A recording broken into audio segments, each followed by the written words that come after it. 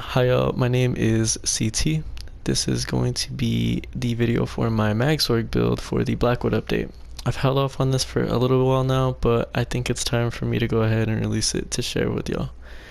This build performs amazing and it works well in the current PvP situation we're in with a lot of Dark Convergence and Hrothgar's Chill proccing off. It has high damage, high sustain, obviously high stats as you can see, and it works well in open world Cyrodiil. So without further ado, let's get into the character sheet. So first of all, I'm going to show unbuffed. We are running 43k max magicka, 38.5k health, 17.5k stamina. Have really decent recoveries for this being a all heavy armor build. Running 1814 mag recovery, 905 stamina recovery, almost 3000 spell damage, 8.3 pin, with almost maxed out resistances. Now keep in mind this is unbuffed, so let me show you with buffs. I'm going to use Degeneration as major sorcery and a tripod for recoveries. So with buffs, I am sitting really high on my stat sheet. We have maxed out resistances, 8.3 spell pin, 3.5 spell damage, 2200 mag recovery, 3500 health recovery, and 1100 stamina recovery. So this build is insane, obviously, and it works well under immense amounts of pressure. We can alternate this around for people that feel like those stats aren't high enough on the damage ends of things and want to pack more of a punch. That's going to push us into our next topic, which is the sets that I'm running. So I'm running a full 5-piece crafty Elfique. I do use a weapon damage enchant, sharpened Inferno Staff. It is golded out. I do use a crafty Elfique's restoration staff. I use this in the power trait. I have a crown lethal poison on currently, but any draining potion or root lethal poison will be just as fine. So for this build, to get my health as high as it was, I am using Gaze of Sithis. So what this is going to do for us is add all in a one piece, health recovery, and armor. These stats are insane. So mitigation is 0 is the main topic I want to focus on. A lot of people have misconceptions about sorcerers needing to block and so on. So the first thing is sorcerer relies on their damage shields, which this build has 2 of them. Also, you can block meteors as an ultimate. Just because you have Sithis on does not mean you'll take the full damage. I do run this in infuse with a maximum magic enchant, as well as I will with 3 other pieces. The next piece is a infused warrior poet's chestplate with a magicka enchant, and I do run a 5-piece of this. This is a very underground set that not a lot of people wear, and I feel like this is going to kind of change the PvP scene for a lot of people. As I mentioned before, this is a heavy armor build. We are running a 1-piece Balorig's Light Divine, which what you will see throughout the build is a divine and infused traits throughout my armor pieces. We're using this to up our damage a bit so that we can push more damage by still staying tanky. Let's go into the next pieces. I have a Divine's Girdle. You can switch these Divine pieces if you feel like the stats are too high, and you can run Impenetrable to give yourself more sustainability when you're taking lots of damage, especially from Nightblades because they hit hard this patch. We are running a infused arms gauntlets, sorry. We are running infused legs, and we're running divine boots. So we have crafty Elfique's infused on all 3 pieces.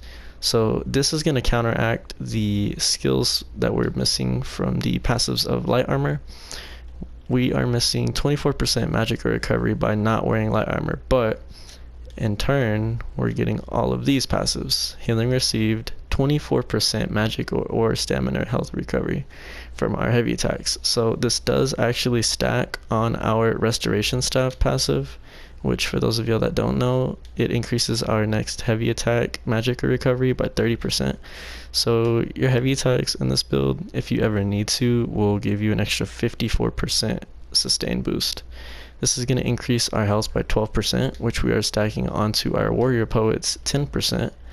So we're getting a 22% health increase overall.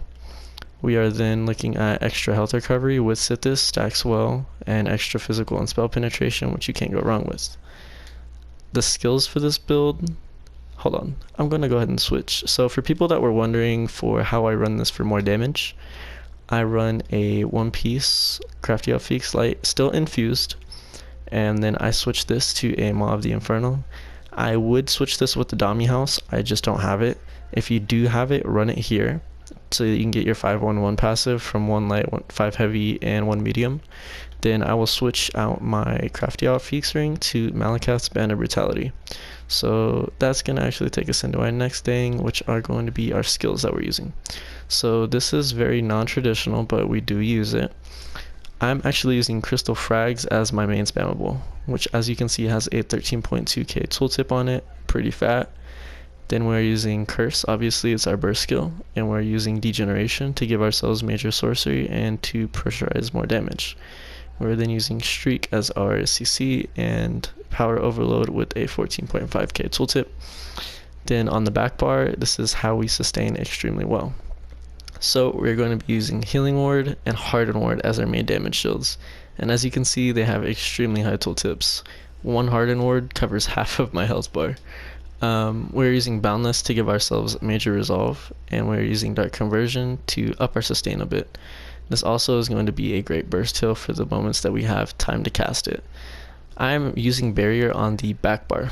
Reason being is because there is a support skill passive that gives us an extra 10% magical recovery for having it slotted. So on the back bar we have 1605 magical recovery, and on the front bar we have 1505 magical recovery.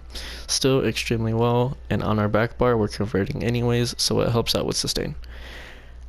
As far as damage with the increased build, let's see, we're looking at 3700 spell damage with 8400 penetration, which is not bad. Our sustain does not take a hit, and in this case it's only our physical and spell resistance, but then again they are still extremely high without Gizasithis on. Now I'm going to talk a little bit about why I'm using Bound Aegis on both bars. As you know, with this new update, a lot of things have changed, and we are actually receiving the Expert Summoner passive by having Bound Aegis slotted on both bars. We're gaining an 8% maximum magic, 8% maximum health, and minor resolve. The 8% maximum health is actually coming from right here. This used to say that we needed a pet, but now all we need is an active effect, and Bound Aegis giving us minor resolve actually counts as that. So I'm going to get into the CP here. In the blue trees, I'm running Master at Arms, which is going to increase our frag, crystal, our curse, and our degeneration. I'm using Deadly Aim to boost that further, Wrathful Strikes, and Arcane Supremacy. So because of the tankiness of our build, we're using all 4 of these CP passives to up our damage. Now as far as the red tree, we're using Sustained by Suffering as a stage 1 vampire, Rejuvenation, Fortified, and Balanced Vitality. Fortified and Balanced Vitality are going to both up our stats. So I'm actually working in cooperations with another YouTuber called Kiriyuki ESO. I will link his YouTube in the description if you want to see how this build performs. This is a 1vx build, and it performs extremely well under high pressure situations. I would like to thank all of y'all for watching, and if you have any questions, leave them in the comments for me, and if I have any additional tips or things to leave for y'all, they will also be in the description. Thank y'all, and I will see you next time.